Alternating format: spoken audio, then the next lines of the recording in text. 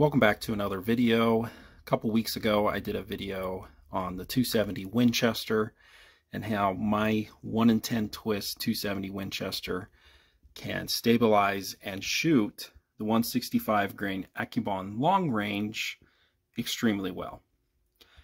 And I started thinking, what other 270 cartridges with a 1 in 10 twist would shoot these bullets really well? And the first one that came to mind was the 270 Weatherby and how awesome it would be. So in this video, we're going to go ahead and look at the ballistics and how the 270 Weatherby really hits well above its weight with this bullet. First, I want to talk about the 270 Winchester. Now, my personal rifle, I have a Savage Axis, really cheap Savage Axis with a 1 in 10 twist and a 22-inch barrel. And I am getting sub MOA with reloader 22, and it's going a little over 2,800 feet per second. I also have found a really good load with H4831 SC that gets me half MOA with this bullet in a 1 in 10 twist. And so when we consider the 270 Weatherby, well, the 270 Weatherby does everything the 270 Winchester does, but 300 feet per second faster. Now, next to this 270 is a 257, which has the exact same case dimensions as a 270 Weatherby, with the exception to the neck diameter. And so you can kind of see the differences. You can imagine the differences between a 270 Winchester and a 270 Weatherby. The Weatherby is a bit wider and basically the same height, at least to the neck. The 270 Weatherby has a water grain capacity with a 130 grain bullet of around 81, maybe 82 grains, while the 270 has about 64 grains. So the 270 Weatherby has 16 more grains of capacity than the 270 Winchester, which gives you at least 300 feet per second more velocity. So on average, a top velocity for a 270 with a 130 grain is going to be 31, maybe 3150. 270 Weatherby's 34 to 3450 feet per second.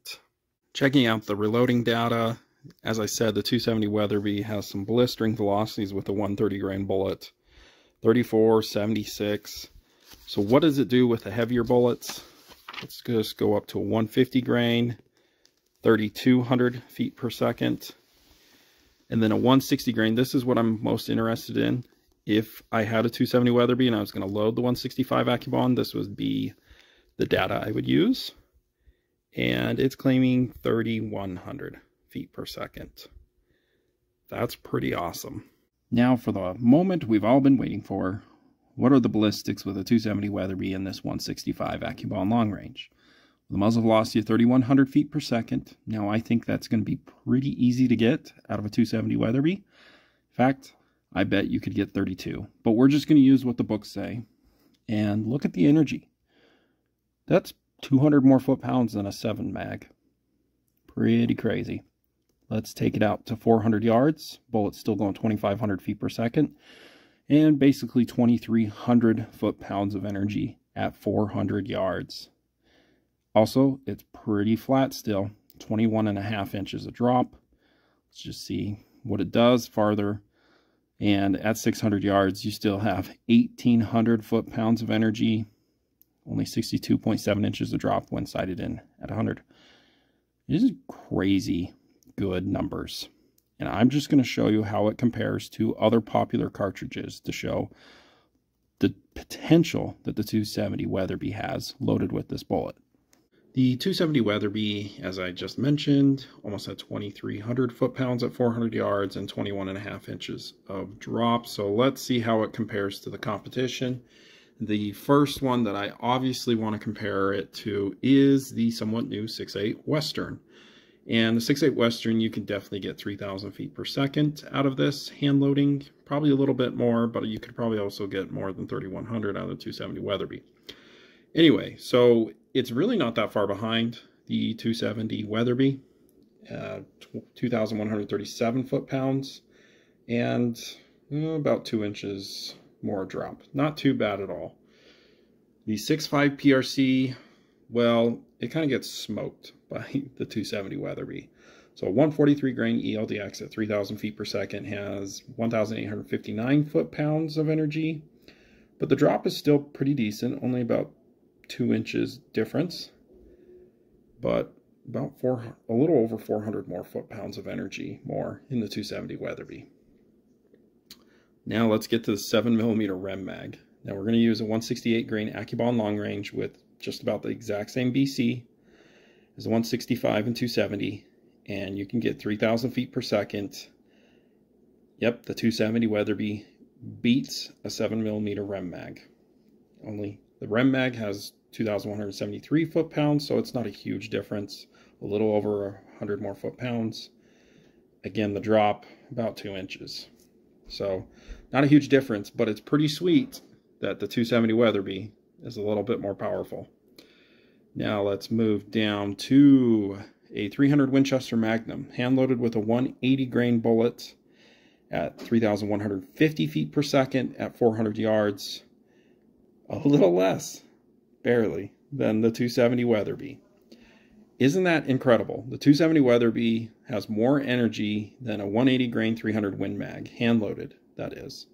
So it's going to beat all of the factory ammo that the 300 Winchester Magnum has in a 180 grain. Now, to note, kind of cherry picking data here with the 300 Win Mag, if you put like a 190, 200, 210 grain, the 300 Win Mag is going to beat the 270 Weatherby. And then this one only has 22 inches of drop. So again, the 270 Weatherby is the flattest of the ones that I decided to compare. And wow, it's pretty awesome. Let's talk one disadvantage or one tiny little roadblock you might find if you decided to hand load a 165 grain in a 270 Weatherby. The 270 Weatherby was never intended to shoot these long high BC bullets, and so the cartridge overall length is not that long, and so you're going to be stuffing this bullet potentially pretty deep so that you could fit the magazine. Now, it really depends on each rifle. I'm not 100% sure how the Mark V rifle's magazine length works in a 270 Weatherby, whether it's right around SAMI spec or they give a bunch more room. If they give a bunch more room, then that's awesome. You get plenty of case capacity, more potential for velocity. That's the only downside I see to this. No, it's not the twist rate, because I've proved that wrong with the 270 Winchester. Overall, I think the 270 Weatherby would be incredible with this bullet. It'd be such a fun cartridge and a very good hunting cartridge with some long distance potential.